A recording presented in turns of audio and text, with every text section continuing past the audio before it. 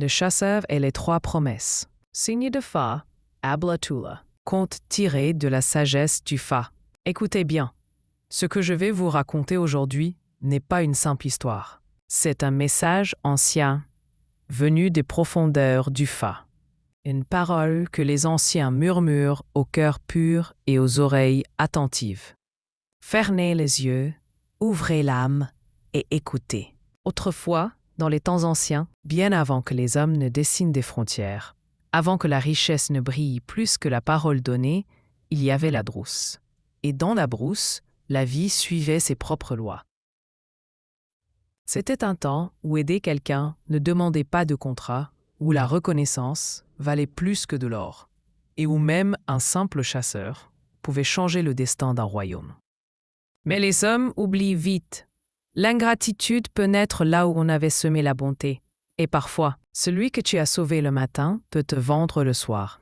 Voici l'histoire d'un chasseur, un gros rat, d'une vipère et d'un homme. 4 destins croisés pour une seule vérité. La vie rend toujours ce qu'on lui donne. Avant de commencer, abonnez-vous si ce n'est pas encore fait. Likez, commentez, mettre la vidéo en favori et partagez pour plus de vidéos et pour me soutenir. Il était une fois, dans un petit village au bord de la grande forêt, un chasseur nommé Kolo. Fort, généreux, respecté de tous. Chaque matin, il s'enfonçait dans les bois, arc en main, courage dans le cœur. Et chaque soir, il revenait avec de quoi nourrir tout le village. Pintades dodus, antilopes légères, parfois même un sanglier. Mais un jour, la chance tourna. Kolo marcha longtemps dans la forêt. Il traqua les traces, il tendit l'oreille. Rien. Pas une plume, pas un bruit. Le soleil commençait à tomber.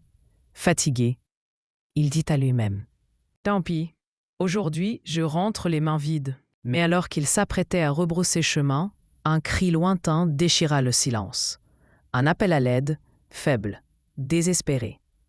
Il suivit la voix et arriva devant un vieux puits abandonné. Et s'y penchant, il vit 3 êtres piégés au fond, un homme en haillons, une grosse vipère au regard perçant et un grand rat gris, presque argenté. Sans hésiter, Kolo chercha une liane solide, la fixa à un tronc et descendit. Il fit remonter d'abord l'homme, puis le rat, et enfin, avec grande prudence, la vipère. Une fois en sécurité, les 3 rescapés prirent la parole à tour de rôle. Le rat s'inclina humblement. « Brave chasseur, je te rendrai riche. Ton grenier débordera d'or. » La vipère, sage et lente, siffla doucement. « Moi, je te protégerai contre tous les dangers, jusqu'à mon dernier souffle. » Et l'homme, la main sur le cœur, dit avec émotion « Je ne t'oublierai jamais. Un jour, tu verras ma gratitude. » Chacun partit de son côté. Et Kolo, bien que bredouille, rentra au village, le cœur léger. Mais c'est durant la nuit que la promesse du rat se réalisa. Il creusa un tunnel secret depuis le palais jusqu'à la case de Kolo. Petit à petit, pièce après pièce, il déplaça le trésor royal. Au matin, le son de Kolo brillait comme le ciel parsemé d'étoiles. Il était devenu riche, sans tirer une seule flèche. Quelques jours plus tard, l'homme sauvé vint lui rendre visite. Kolo, honnête et sans malice, lui raconta tout, comment le rat l'avait aidé, comment l'or était venu. Mais le cœur humain est parfois plus sombre que la forêt. La jalousie rongea l'homme. Il courut au palais et accusa Kolo d'avoir volé le trésor du roi. Le roi entra dans une fureur terrible. Il envoya ses soldats fouiller la maison du chasseur. L'or fut découvert et Kolo fut arrêté. Le jugement fut rapide. Il serait exécuté dans 3 jours. Quand la vipère apprit la nouvelle, elle rampa toute la nuit, glissant de racine en racine, d'arbre en arbre, jusqu'à la prison. Elle se faufila à travers les barreaux et remit à Kolo une petite feuille verte. « Prends ceci, c'est le remède contre mon venin. Demain, je vais mordre le fils du roi.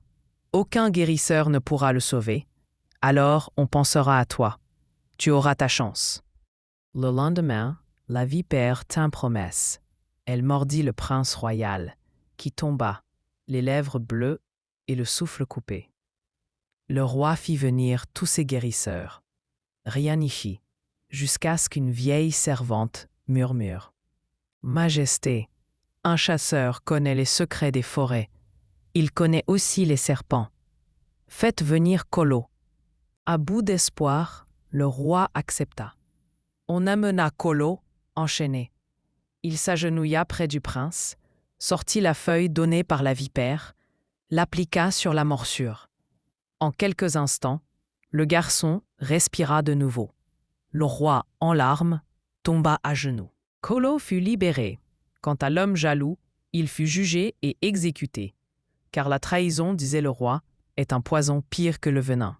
Pour remercier Kolo, le roi fit partager son royaume. « Toi qui as sauvé mon fils, prends la moitié de mes terres.